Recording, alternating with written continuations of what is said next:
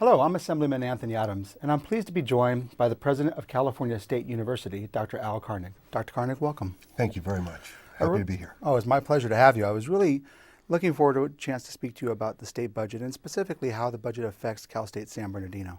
Well, to have a perspective on this year and next year's budget, I think we have to go back a few years, 6 years to 03-04. Okay.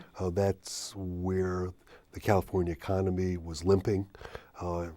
Recessionary budgets back then, budget shortfalls for higher education and other institutions. So between 03-04 and the current year, 2007-2008, we've taken perhaps a $13 million budget cut. And what does a budget cut mean to the university? Well, how we get there as well as its implications. How we got there is that given the amount of money that we get from the state, despite the fact that we raised fees for students, mandatory costs like healthcare benefits, retirement benefits, utilities, and the like have always been greater than the additional revenues. And so we've had decreasing operating budgets, less money that we could spend on student education, maybe 6 to 7% less per student this year than 6 years ago. And do you have the same kind of seismic retrofit issues that a lot of other schools have? Absolutely. Absolutely. And those tend to cost millions of Well, dollars. those are very expensive. And what's happened as a consequence is that in general, we've tried to protect as much as we could the academic programs of the university, assuring that students, A, who had access could get the courses they need and graduate in a timely way in a quality environment. But to do that, we've had to reduce maintenance, reduce the amount of student services, reduce some of the administrative background of the university facilities management and the like. So it's had those consequences.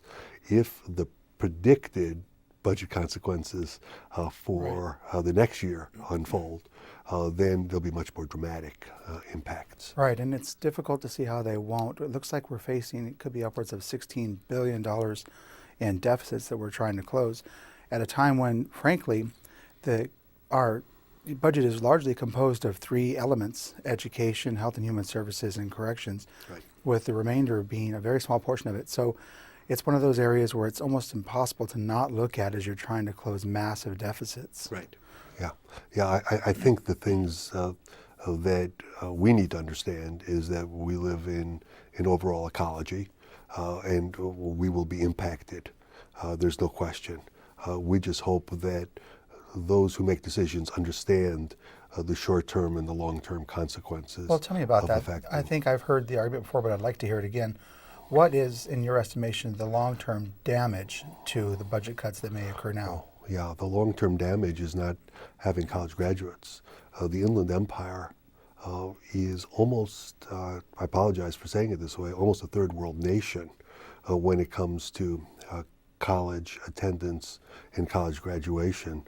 We have an area of 4 million people that's bigger than 24 or 25 states. Do you think people are just choosing not to participate, or do you think there are barriers to education? Well, I think they're not receiving the appropriate acculturation and socialization. So what I began to say was that in every state in this country, including California, more than 50% of the kids go from high school directly to college. It's only 1/3 of the students in the Inland Empire.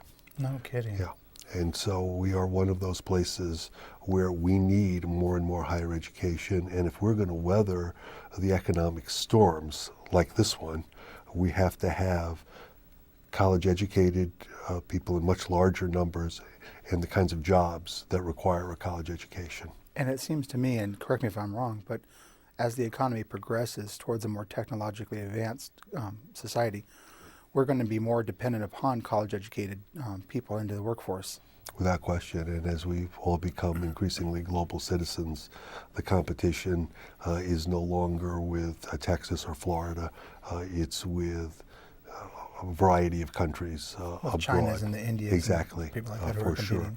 sure. Countries that have very great emphasis on higher education, very great emphasis on technological skill development. I think you're right. I really appreciate your insight. And I guess we're going to be partners in this together as we try to We get through are. this budget. And I do want to say thank you for all the support you give to higher education. It really is deeply appreciated. It's really my pleasure. Thank you, Dr. Carning, so much Thank for you your time. very much, Anthony. Thank you so much for watching. I hope you come back and join us again real soon.